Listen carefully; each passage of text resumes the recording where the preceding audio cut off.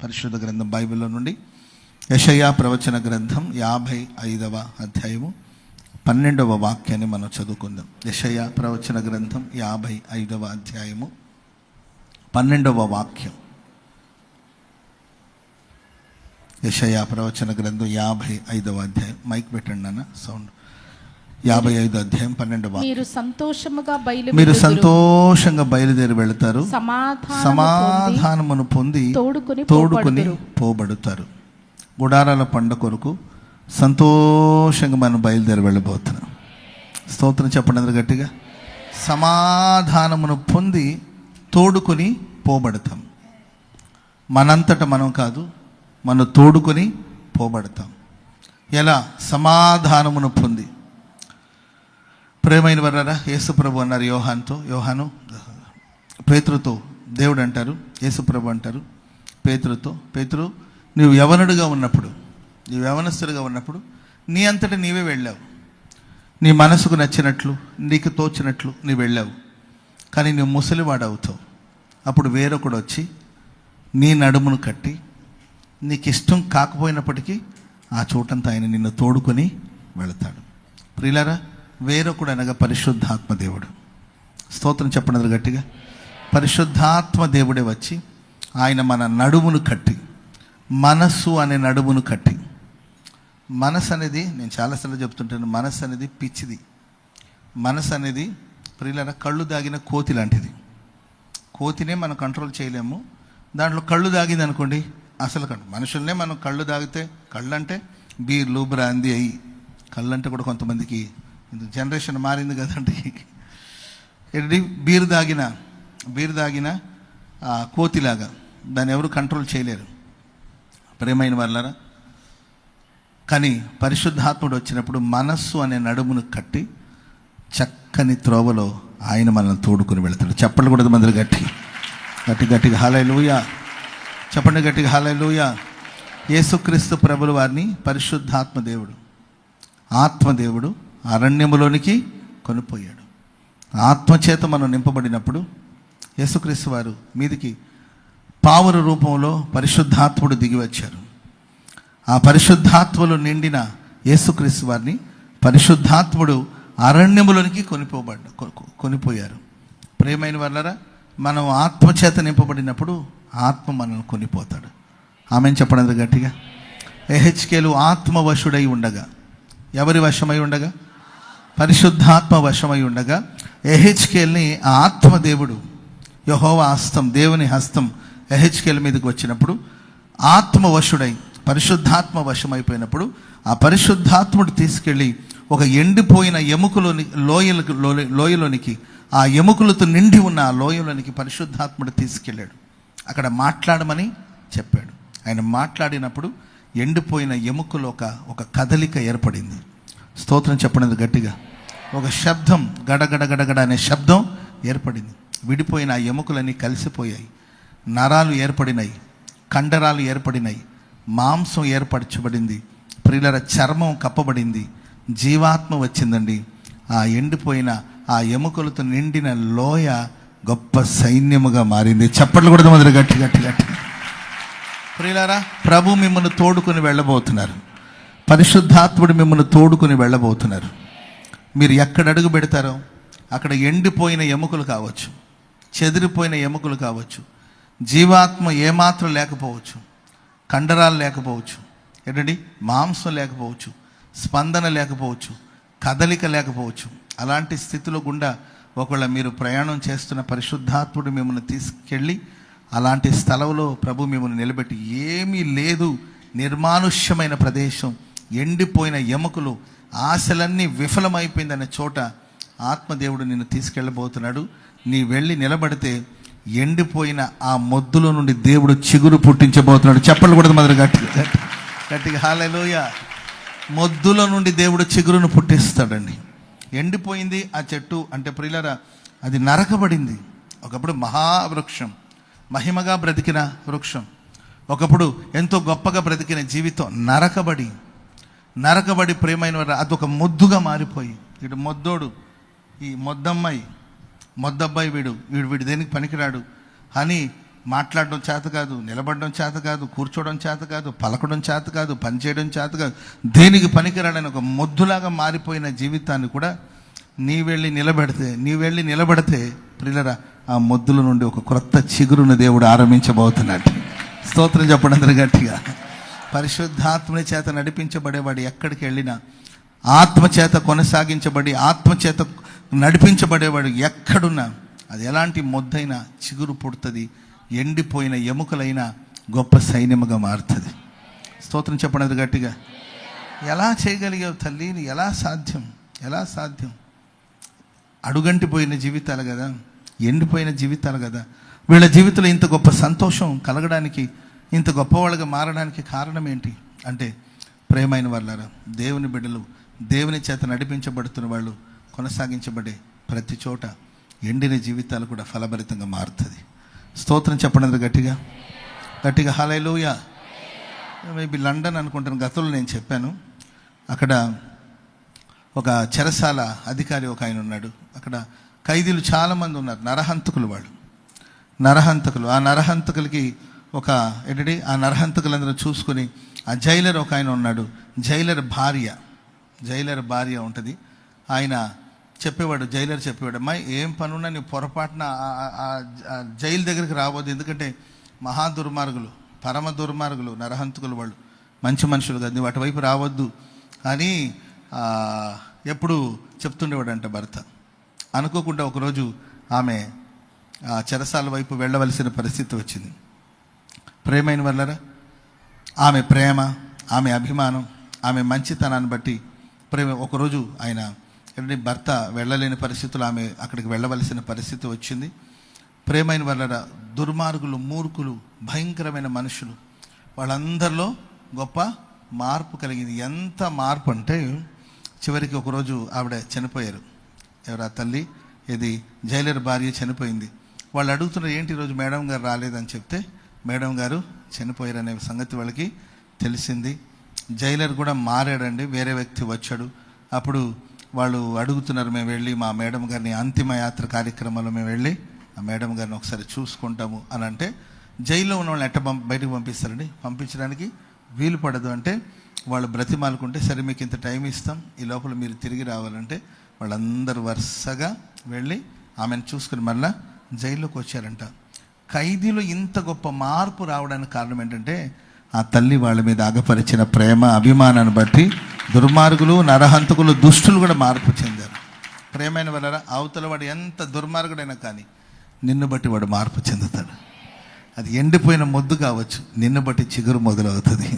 అది ఎండిన ఎముకలు కావచ్చు, మహాసైన్యముగా వాళ్ళు మారుతారు. ఆమె నేను మార్చలేను, నా వల్ల కాదు, వీడు పరమ దరిద్రుడు, వీడిని నేను మార్చలేము, వీడు మూర్ఖుడు, ముష్కరుడు అని ఒకళ్ళు నీవు అనుకుంటున్నావేమో. విశ్వసించండి, ఇది మొదలుకొని ప్రియులరా, నీ అంతట నీవు వెళ్ళవు, నీ అంతట నీవు కొనిపోబడవు. నిన్ను సాక్షాత్తు దేవుడే తోడుకొని వెళ్ళబోతున్నాడు. సాక్షాత్తు పరిశుద్ధాత్ముడే తోడుకొని వెళ్ళబోతున్నాడు. పరిశుద్ధాత్ముడే నిన్ను నడిపించబోతున్నాడు. ఆమె నేను ఒకటి రెండు విషయాలు చెప్తాను. మార్నింగు దేవుడు ఆయన మనల్ని విందుశాలలోనికి తీసుకెళ్తాడు, ప్రేమ అనే ధ్వజమును మనపై నిలబెడతాడు అని చెప్పుకుంటూ వచ్చాను. ఇంకా ఒకటి రెండు మాటలు చెప్పి నేను ముగించేస్తాను. ప్రభు తోడుకొని వెళ్ళినప్పుడు కలిగే కార్యాలేంటి? యెహెజ్కేలు గ్రంథం 37వ అధ్యాయము 21వ వాక్యాన్ని మనం చదువుదాం. యెహెజ్కేలు గ్రంథం 37వ అధ్యాయం 21వ వచనం. ప్రభువైన యెహోవా సెలవిచ్చినదేమనగా, ఏ అన్య జనులలో ఇశ్రాయేలు చెదిరిపోయారో ఆ అన్య జనుల నుండి వారిని నేను రక్షించి, వారు ఎచ్చటెచ్చట ఉన్నారో, ఏమి రైమింగ్ చూడండి, అంత చక్కని రైమింగ్ రాశారు చూడండి. వారిని రక్షించి, వారు ఎచ్చటెచ్చట ఉన్నారో అచ్చట నుండి వారిని సమకూర్చి వారిని స్వదేశంలోనికి తీసుకొని వస్తాను, స్వదేశంలోనికి తోడుకొని వచ్చి, వారు ఇక మీదట రెండు జనములుగాను, వారు ఇక మీదట ఎన్నటికి రెండు జనములుగాను, రెండు రాజ్యములుగాను ఉండకుండానట్లు ఆ దేశములో ఇశ్రాయేలందరిని పర్వతముల మీద ఏక జనముగా చేస్తాను, వారికందరికి ఒకే రాజుని నియమిస్తాను. స్తోత్రం చెప్పడం గట్టిగా. దేవుడు మనల్ని తోడుకొని వెళ్ళినప్పుడు ఇక ఎన్నటెన్నటికి 2 జనములుగా ఉండక 2 రాజ్యములుగా ఉండక వారందరూ ఏక జనముగా ఉండబోతున్నారు. స్తోత్రం చెప్పండి అందరూ గట్టిగా. అంటే దీని అర్థం ఏంటంటే, మీరు తలలు పైకెత్తి వింటే బాగుంటుంది. టైం కూడా 1 గంట అవుతుంది. ఈ టైంలో నేను తలలు పైకెత్తమని అడగడం కూడా అది న్యాయం కాదు, సబబు కాదు. సమయం చాలా అయింది కనుక నేను త్వరగా ముగించాలి. కానీ మిమ్మల్ని రిక్వెస్ట్ చేసుకుంటున్నాను, కొంచెం హుషారుగా ఉండండి, హుషారు తెచ్చుకోండి. Praise the lord.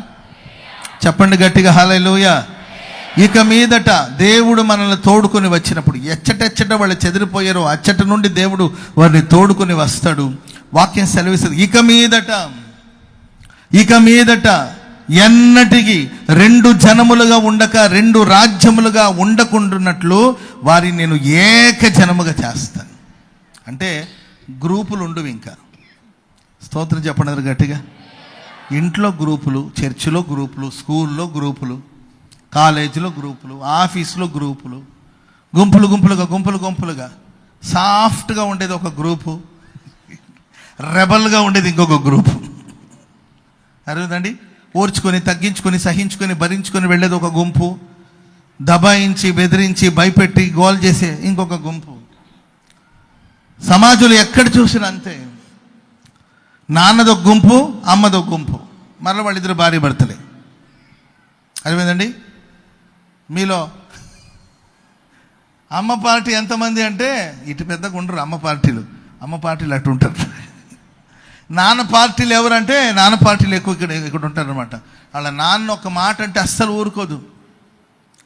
అసలు వాళ్ళమ్మ మీద తగాదాలకి వెళుతుంది, అంతేకాదు నాన్న మీద మాట పడనివ్వదు. నాన్న పార్టీ, నానేం చెప్తే అంతే. ఆ నాన్న కూడా ఈ అమ్మ ఏం చెప్తే అంతేనండి. ఏమడిగితే తీసుకురావడమే. అమ్మంటది అసలు అవసరమా, ఆ పిల్లకి ఈ వయసులో అవసరమంటే అవసరమే అంటాడు. అమ్మ పార్టీ, నాన్న పార్టీ, ఇంకొక పార్టీ ఉంటుంది ఎక్స్ట్రా పార్టీ. ఇంట్లో మూల మీద ఉంటారు కదా ముసలోళ్ళ పార్టీ అనమాట. ఏంటంటే ఇంకొంతమంది ఉంటారు సొంత పార్టీలు వాళ్ళది.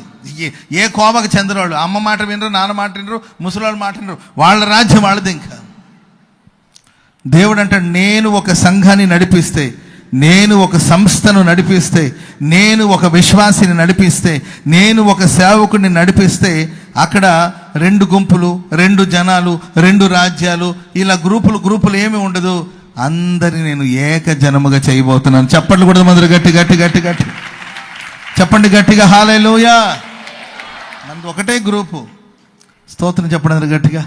మనది ఒకటే గుంపు, మనది ఒకటే రాజ్యము, మనము ఏక జనము,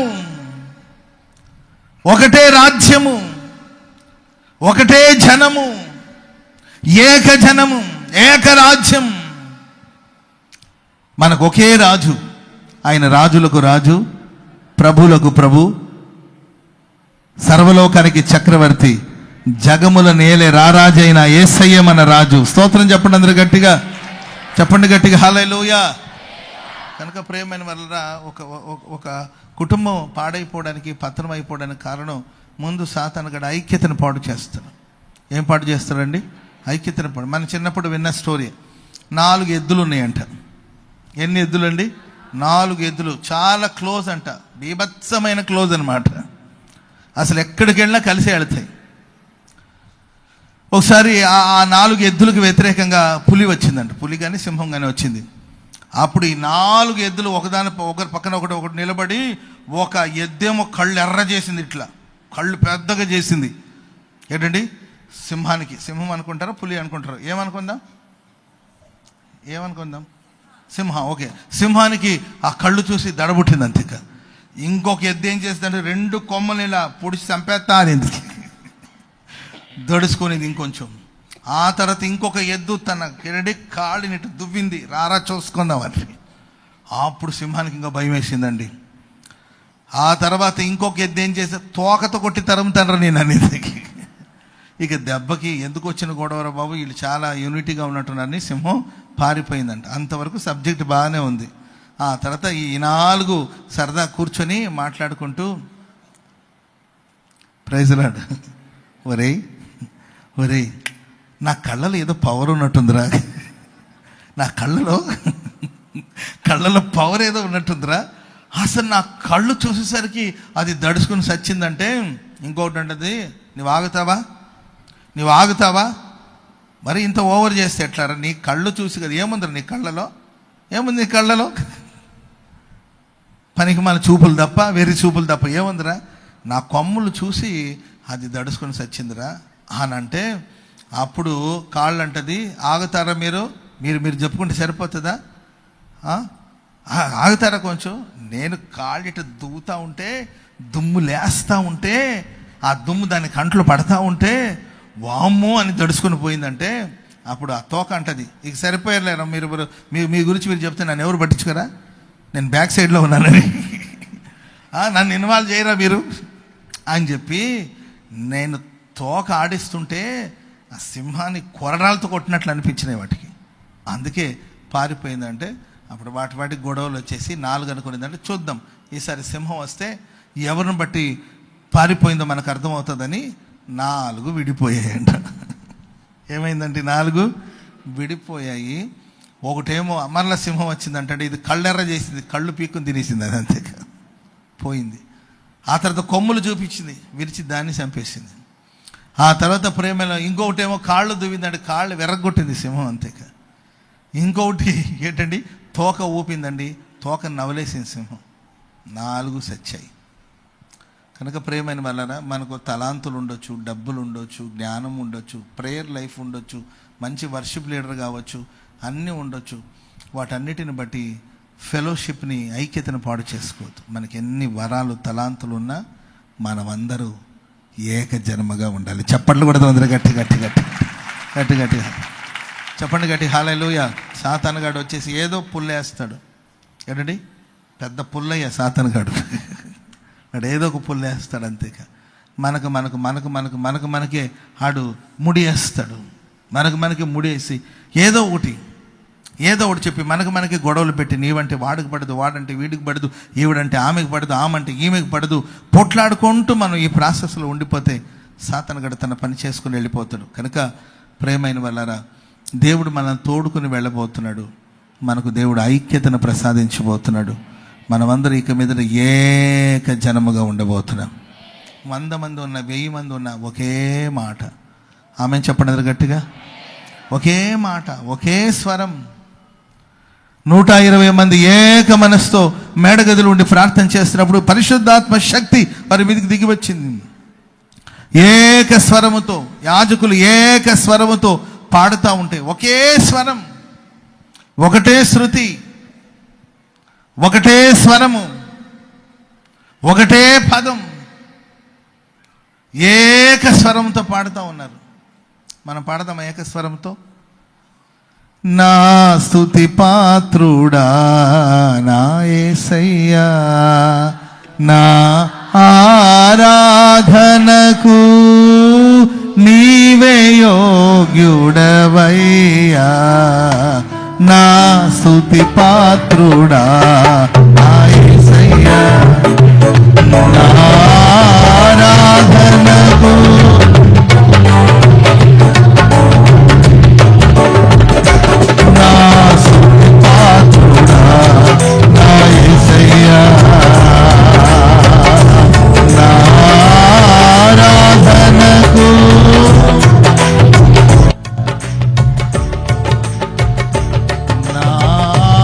ఆరాధనకు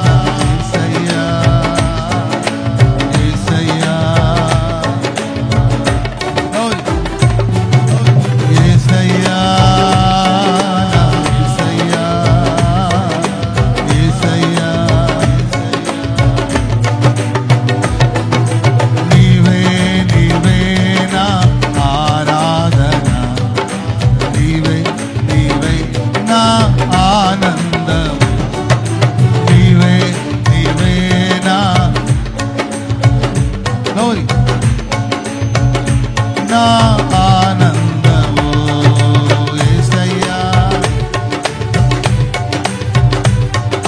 యేసయ్యా యేసయ్యా యేసయ్యా యేసయ్యా నా యేసయ్యా యేసయ్యా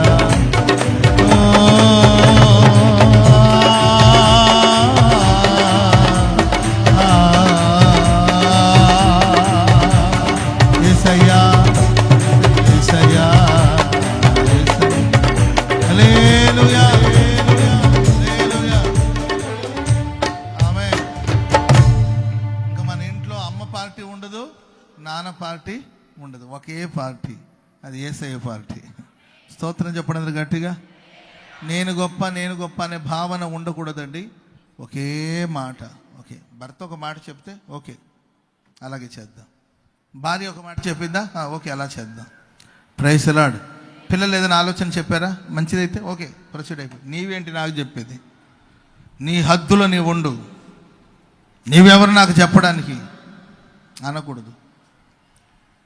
నీ పెత్తనం ఏంటి, నీ బోడి పెత్తనాలు ఏంటి, నీవేంటి నాకు చెప్పేది అని అనకూడదు. మనం ఏకజనం ఎన్నటికి రెండు జనములుగా ఉండరు, రెండు రాజ్యాలుగా ఉండవు. ఎందుకు ఈ మాటలన్నీ వచ్చిందంటే రాజ్యాలు రెండుగా చీలిపోయింది. ఎందుకంటే సొలొమోను కుమారుడైన రెహబాము గర్వించి ప్రజల విషయంలో అతను గర్వంగా మాట్లాడి కఠినంగా తీసుకుని మృదువైన మాటలు కోపాన్ని చల్లారుస్తుంది. Praise the lord. అవతల వ్యక్తి కోపంగా ఉన్నాడు అనుకుంటే మృదుగా మాట్లాడండి. Praise the Lord. ఆయన కోపంగా ఉన్నాడు అనుకోండి, చిరునవ్వు నవ్వండి. ఏమైంది? నవ్వే కదా. ఏంటండి, ఒక నవ్వి మాట్లాడామనుకోండి సమాధానం అయిపోతుంది. ఆడు కోపం వస్తే నీకైనా కోపం వచ్చేది, నాకు కూడా వస్తుంది కోపం. నీవేనా మనిషివి, నేను మనిషిని కాదా, నీకైనా కోపం వచ్చేది అని అలా మనం ప్రవర్తించకూడదు. కఠినమైన మాటలు మాట్లాడకూడదు. హార్ష్గా కొంతమంది బిహేవ్ చేస్తారు, హార్డ్గా మాట్లాడుతుంటారు కొంతమంది. మృదువుగా మాట్లాడాలి. మీ మాట ఉప్పు వేసినట్లు రుచిగలదిగాను కృపాసహితంగా ఉండాలి. ఎంత మంచి కూర అయినా దాని కొంచెం ఉప్పు తగ్గింది అనుకోండి అంత అనిపించదు. అప్పుడు కొంచెం ఉప్పు అలా టచ్ చేస్తాను, ఎక్కువ కూడా అవసరం లేదు, కొంచెం ఉప్పు వేస్తే అప్పుడు సరి అయిన పర్ఫెక్ట్ రుచి ఉంటుంది. Praise the Lord. అందుకే ఉప్పు అంటది, అన్నీ వేసి చూడండి ప్లీజ్, నన్ను కూడా కొంచెం వేసి చూడండి అంటది. ప్రేమైన వాళ్ళరా, మన మాట కూడా ఎలా ఉండాలి? ఉప్పు వేసినట్లు రుచిగా మాట్లాడాలి, కృపాసహితంగా మాట్లాడాలి. అట్టని పొగడమని నేను అనట్లా, అర్థమైందండి? ఇప్పుడు మన మధ్యలోనికి అయ్యగారు రాబోతున్నారు, సింహం లాంటి వాడు అంటుంటారు కొంతమంది. నేను ఏ సింహం వచ్చిందో అని చూస్తుంటాను. నేను సింహం లాంటి వాడు అంటుంటారు. అర్థమండి? ఎవరని చూస్తే పాపం భూమి 3 అడుగులు ఉంటుంది. సింహం ఏదంటే ఈయన సింహం, చిన్న సింహం. ఒక సింగర్ ఉండేవాడండి, బాగా పాడేవాడు. పెద్ద వయసు వచ్చేసింది. మనం ఏజ్ అయిపోతున్నప్పుడు దాన్ని అంగీకరించాలి. ఏజ్ అయిపోతున్నప్పుడు ఎస్ నాకు ఏజ్ అయిపోతుంది, కొంచెం పెద్దదాన్ని అవుతున్నానని దాన్ని అంగీకరిస్తే పెద్ద బాధ ఉండదు. మనం ఏంటంటే 50 వచ్చినా కూడా ఇంకా 25 లాగే ఫీల్ అవుతుంటాం, అది సమస్య. Praise the lord. ఏజ్ అయినప్పుడు అంగీకరించాలి. కింద కూర్చోలేనప్పుడు కుర్చీలో కూర్చొని వాక్యం విని ప్రార్థన చేసుకుని వెళ్ళాలి. Praise the Lord. కొంతమంది అస్సలు ఆడవాళ్ళు అయితే ఇంక చెప్పాల్సిన అవసరం లేదు. ఎప్పుడు అడిగినమ్మా నీ వయసు ఎంత అంటే నాకెంత ఉంటుందయ్యా, ఇప్పుడు 85 ఏళ్ళు, నాకెంత ఉంటుందయ్యా, ఒక 52 ఉంటుందేమో ఉంటుంది. Praise the Lord. ఏం చెప్తున్నా నేను? ఏదో సబ్జెక్ట్ చెప్తున్నా. ఏం చెప్పండి? సింహం. మనం మృదువుగా మాట్లాడాలి. ఆ సింగర్ ఒక ఆయన ఉన్నాడండి, ఆయన పాడుతూ ఉన్నప్పుడు వన్స్ మోర్ అంటున్నారు కింద. ఆయన పెద్ద ఆయన పాపం. ఇంకొకసారి అంటుంటే పాపం ఆ ముసలాయన వీళ్ళందరూ ఎంకరేజ్ చేస్తుంటే తట్టుకోలేక ఇంకా గొంతెత్తి ఏంటంటేనా ఇంకా గొంతెత్తి పాడి చివరికి పాపం స్టేజ్ మీద కూలిపోయాడండి పాపం. దేవుని దేవుని అప్పటి నుండి మరలా పాడలేదు. ఆ గొంతు అక్కడే తెగిపోయింది అంతేగా.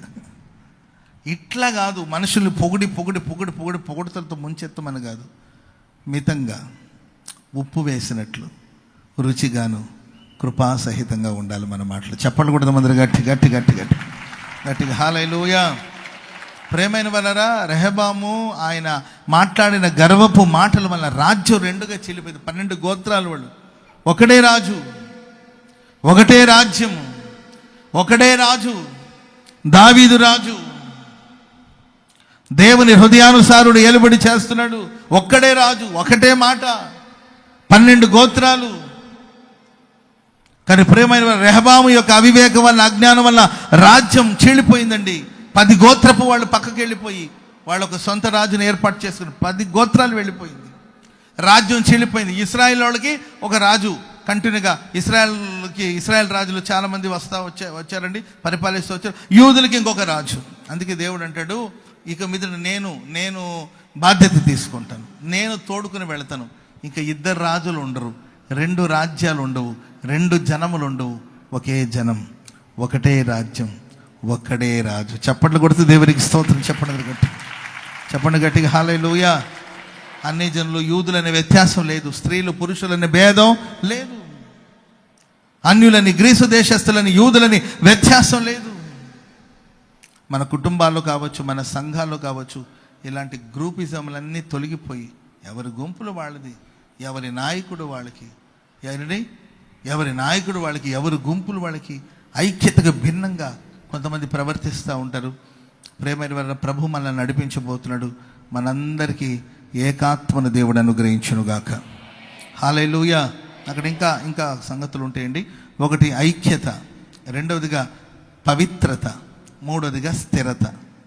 చెప్పండి. ఒకటి ఐక్యత, రెండవదిగా పవిత్రత, మూడవదిగా స్థిరత. దేవుడు మనల్ని నడిపించినప్పుడు ఒకటి మనకు ఐక్యతని ఇస్తాడు, రెండవదిగా పవిత్రపరుస్తాడు.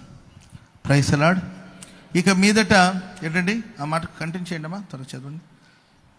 వారికి మీదట ఎన్నటికి 2 జనముగా ఉండక 2 రాజ్యములుగా ఉండకుండానట్లు ఆ దేశములు ఇశ్రాయేలీల పర్వతముల మీద వారిని ఏకజనముగా చేసి వారందరికీ ఒక రాజునే ఒకే ఒక రాజును నియమిస్తాను.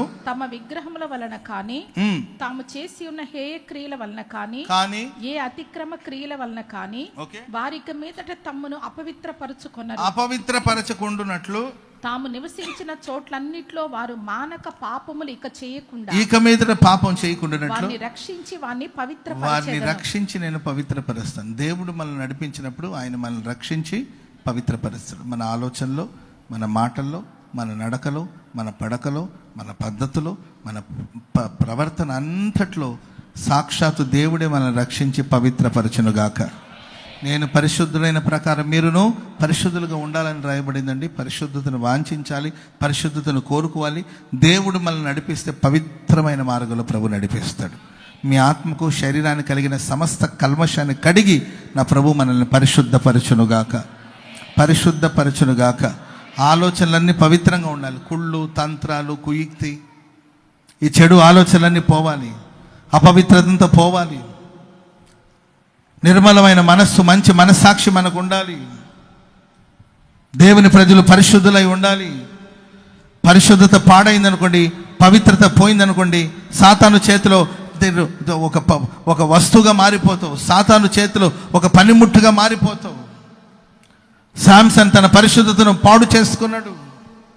దేవుడిచ్చిన వరాలు, తలాంతులు, తెలివి, జ్ఞానం, శక్తి వీటన్నిటిని ఉపయోగించి స్వార్థపూరితంగా బ్రతికాడు. తను అపవిత్రపరచుకోవడానికి అప్పగించుకున్నాడు.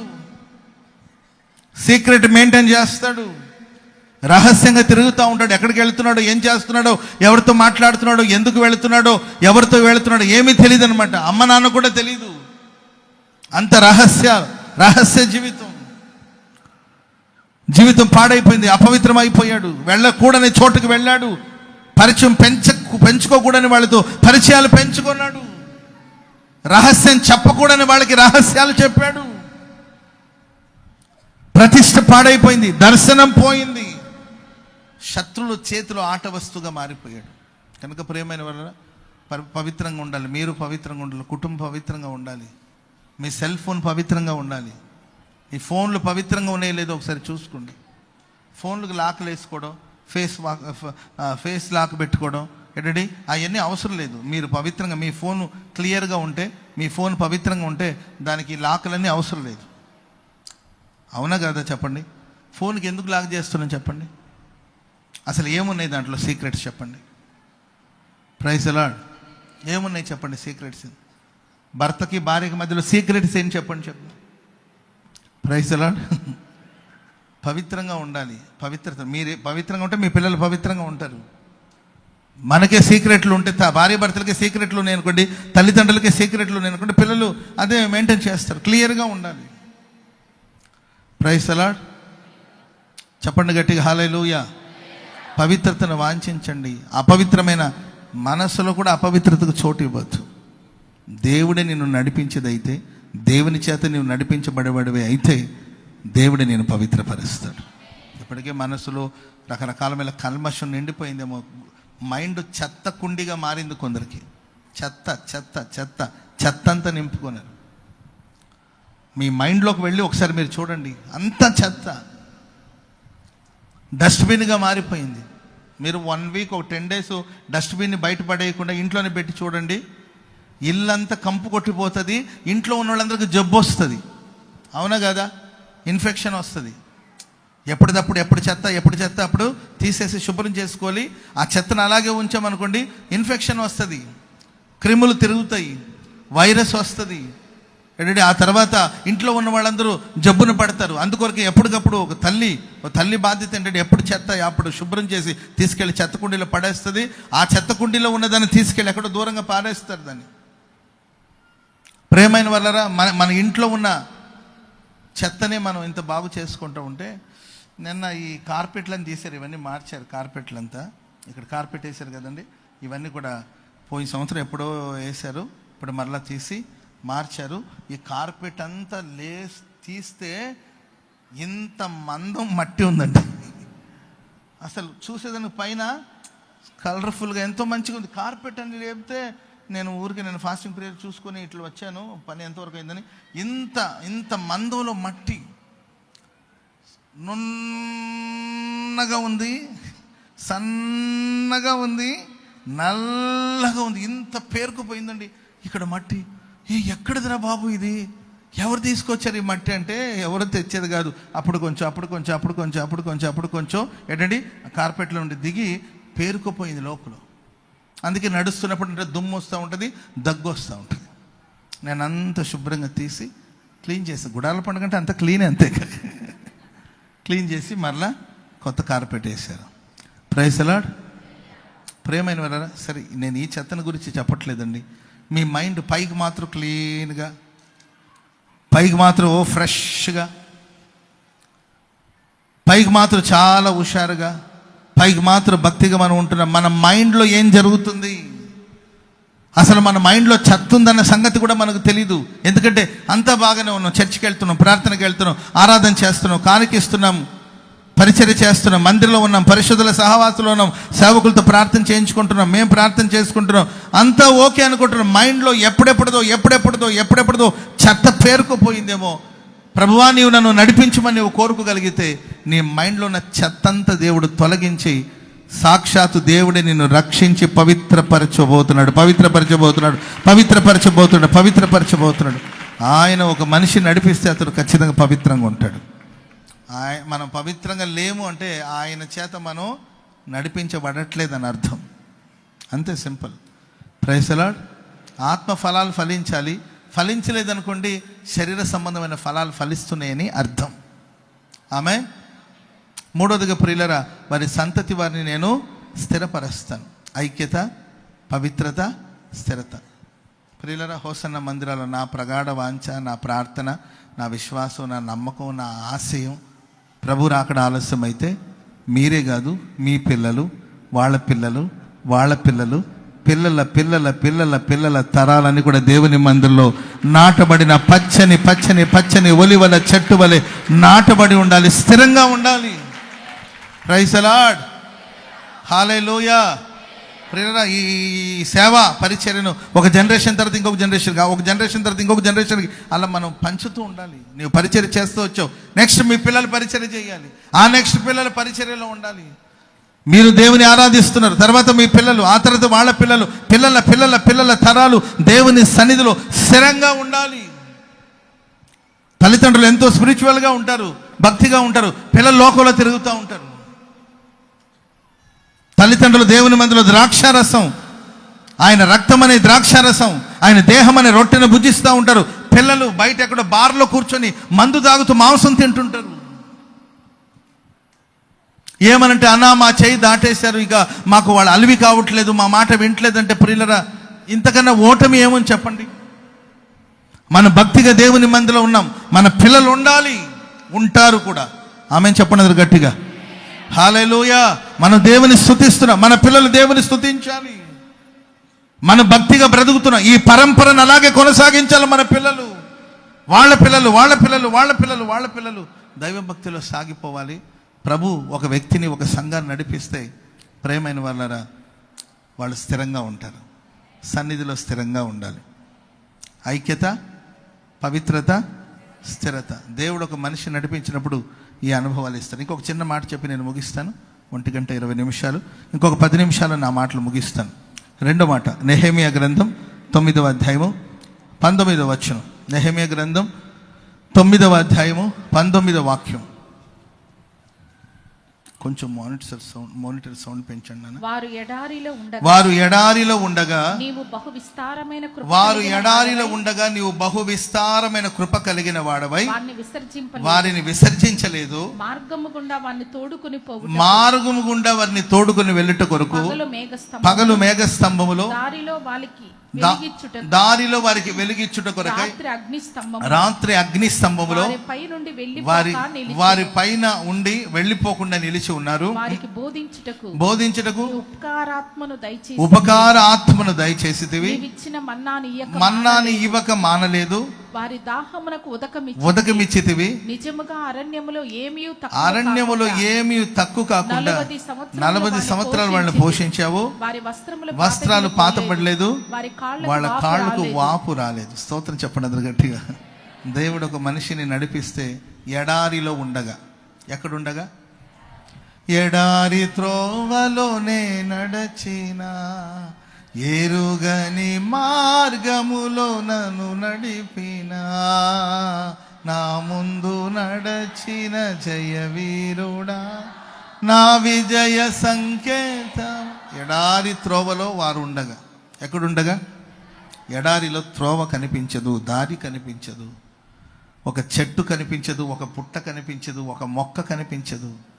ఎడారి భీకర ధ్వని కలిగిన పాడైన ఎడారులవి. భీకర ధ్వని వినబడుతుంటది, పూర్తిగా పాడైపోయిన ఎడారులవి. మహా ఎండకు కాలిన అరణ్యములో, మహా ఎండ, అరణ్యమంతా కాలిపోయింది. దేవుడు అంటాడు, మహా ఎండకు కాలిన అరణ్యములో నీతో స్నేహించువాడు నేనే. చప్పట్లు కొడుతూ దేవునికి స్తోత్రం చెప్పడం. గట్టి కాలిపోయిన అరణ్యం, జీవితం కాలిపోతూ ఉంటుంది.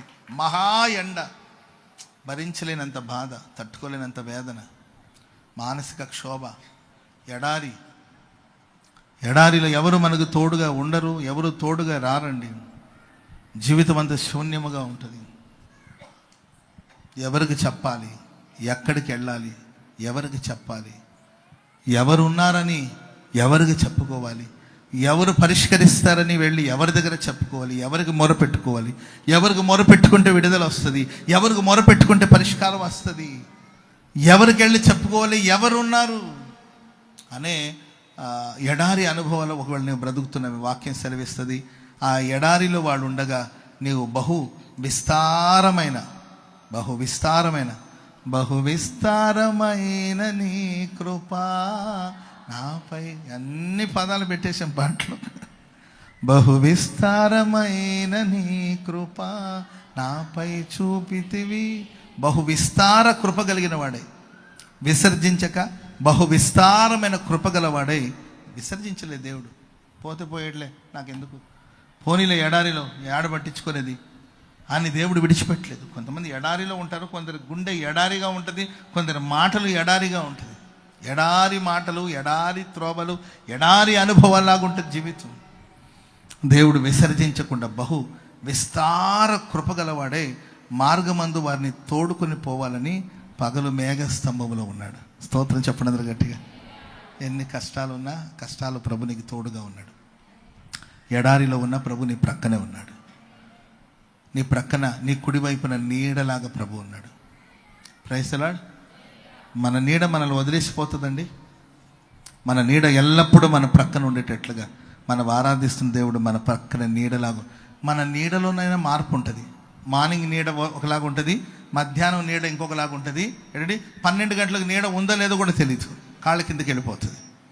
మన నీడైనా మారుతుంటుందేమో కానీ మన దేవుడు నీడలాగా మారని, మార్పు లేని దేవుడు ఎల్లప్పుడూ మనకు తోడుగా ఉండబోతున్నాడు. పగలు మేఘస్తంభంలో ఉన్నారు, రాత్రి దేవుడు అగ్నిస్తంభంలో ఉన్నారు. ఆయన మన పై మేఘస్తంభంలో అగ్నిస్తంభంలో ఉండి వారిని నడిపిస్తూ వచ్చాడు. వాక్యలో మనం చూస్తాం, బోధించుటకు ఉపకారాత్మను నేను దయచేసి తిని మన్నాని ఇవ్వక మానలేదు, దాహానికి ఉదకమిచ్చుచూ ఉంటివి. అరణ్యముల ప్రియులారా, వారికి ఏది తక్కువ కాకుండా దేవుడు పోషిస్తూ వచ్చాడు. కాళ్ళు వాసిపోలేదంట, వస్త్రాలు పాతగిల్లలేదంట. ఆమెను చెప్పండి గట్టిగా. దేవుడు నడిపిస్తే ఇలాగే ఉంటుందండి. ఏది తక్కువ కాదు. పక్కన వాళ్ళని చూసి చెప్పండి, ఏది తక్కువ కాదు నీకు. Praise the Lord. ఏమి తక్కువ కాకుండా ఎంత బిర్యానీ అయినా తిన్నా, 100 రూపాయలు ఎంత బిర్యానీ ఏమంటారు, అన్లిమిటెడా? అంతేనమ్మా, అన్లిమిటెడ్ బిర్యానీ ఎంతైనా తినండి. Praise the lord. బఫే ఎక్కడి ఒక 500, 600, 700, 800, మేబీ 1000 రూపాయలు అనుకోండి. ఆ 1000 రూపాయలు కట్టేసి తినండి, ఎంతైనా తినండి. స్తోత్రం చెప్పండి గట్టిగా.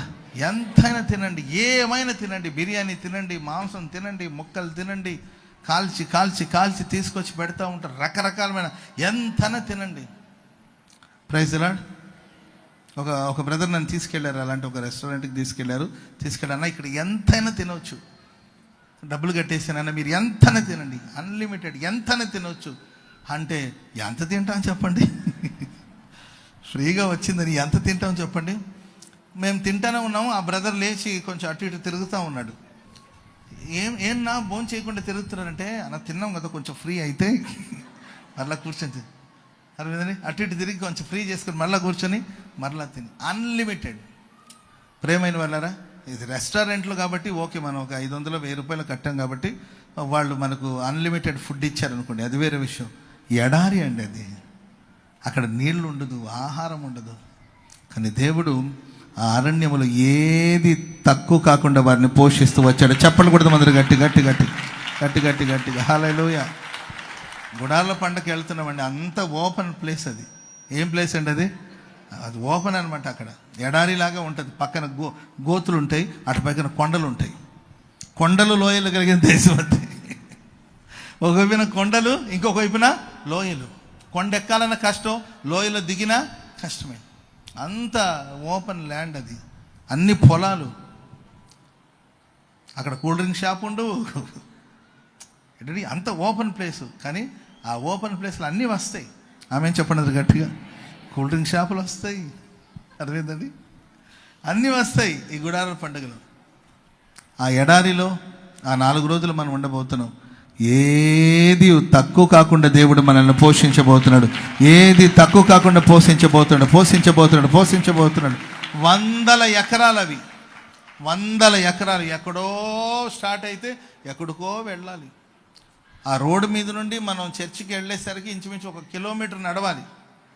ఒకసారి మీరు రోడ్డు మీద నుండి చర్చికి వెళ్ళి మళ్ళీ రావాలంటే 2 కిలోమీటర్లు. 2 సార్లు వెళ్ళి రావాలంటే 4 కిలోమీటర్లు. 3 సార్లు వెళ్ళి రావాలంటే 6 కిలోమీటర్లు. ఇక నడుస్తూనే ఉండాలి. అమ్మో నడిచి నడిచి ఏమవుతామని భయపడాల్సిన అవసరం లేదండి. ఎడారిలో వాళ్ళు సంచరిస్తుండగా వాళ్ళ కాళ్ళకి వాపు రాలేదంట.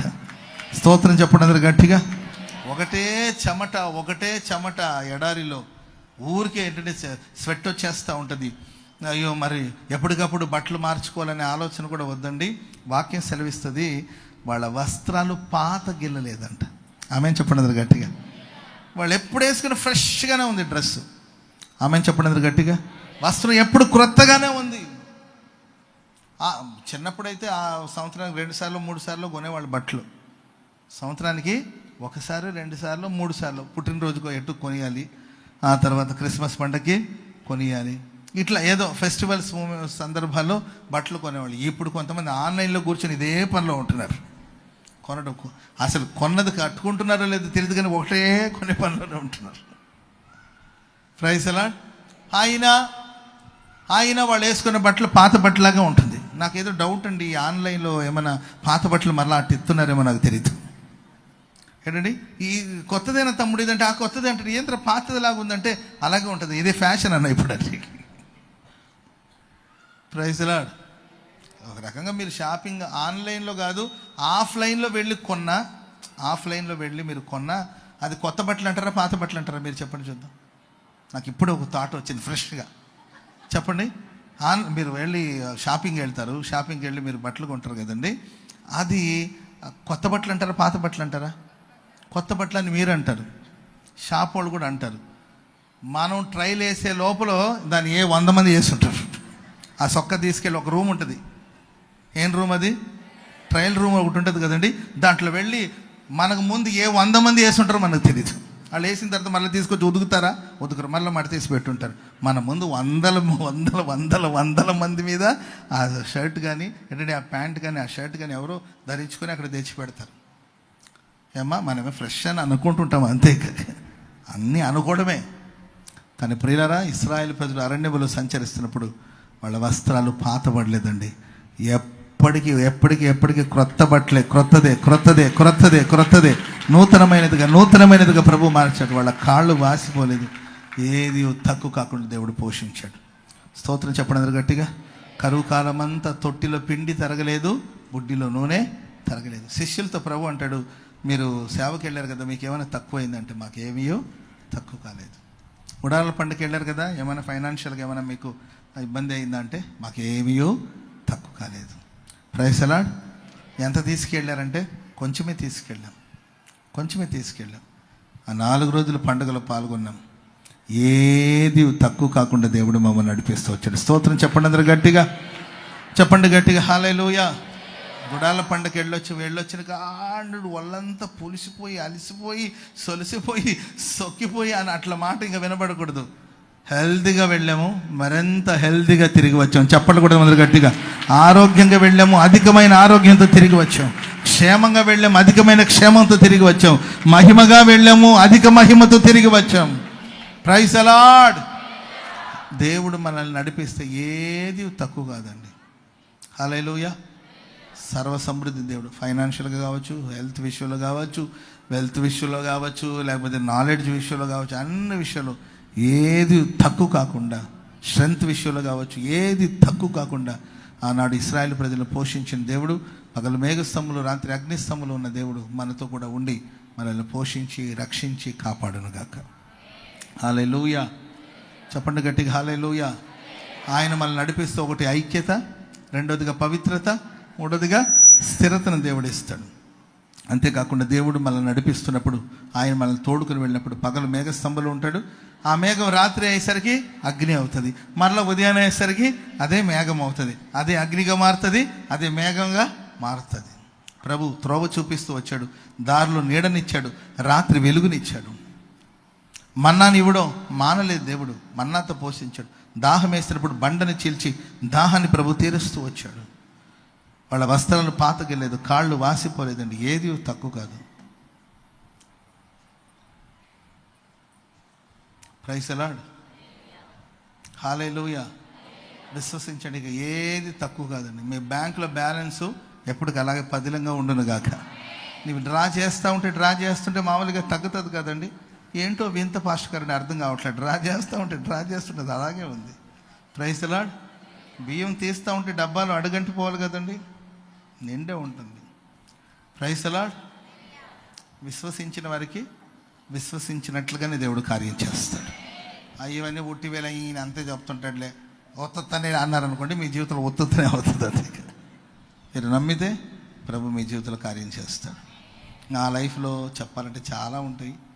ప్రేమైన వారా, ఎన్నో ఇబ్బందులు సమస్యలు ఏర్పడిన ప్రతి చోట దేవుడు ఏదో ఒక దిక్కు నుండి ఆశ్చర్య రీతిలో ప్రభు ఆదుకుంటూ ఉంటాడు. అపారమైన సమృద్ధిని దేవుడు అనుగ్రహిస్తూ ఉంటాడు. అద్భుతంగా ప్రభు నడిపిస్తూ ఉంటాడు. నేను పెద్దగా ఆలోచించను, ఫైనాన్షియల్ విషయాలని కూడా పెద్దగా థింక్ చేయను. ప్రభు కార్యం ప్రభు చేస్తాడు. హల్లెలూయా. ఆయనే ఇస్తాడు, ఆయనే కొనసాగిస్తాడు. కాబట్టి దాని గురించి పెద్దగా నేను పట్టించుకోను. అవసరాలు చాలా పెద్ద పెద్దవి ఉంటాయి, పెద్ద పెద్ద అవసరాలు. ఏ ప్రాజెక్టు ఏ పనిని మొదలెట్టినా చాలా పెద్ద పెద్ద పనులు, కానీ భారమంతా దేవుడి మీద వేసి ముందు వెళుతూ ఉంటాను. ఆ సమయానికి కావలసిందని దేవుడు సమకూరుస్తూ ఉంటాడు. ఆమెను చెప్పడం అందరు గట్టిగా. నా జీవితంలోనే కదండి, మీ జీవితాలు కూడా మీరు నమ్మగలిగితే మీకు కావలసిన వాటిని దేవుడే సమకూరుస్తాడు, అన్నిటిని అనుకూలపరుస్తాడు. ఏది తక్కువ కాదు. నేను ఒకటి అడుగుతాను, నాకు ఎక్కువ కాకపోయినా పర్వాలేదు కానీ తక్కువ కాకుండా చూసుకోండి.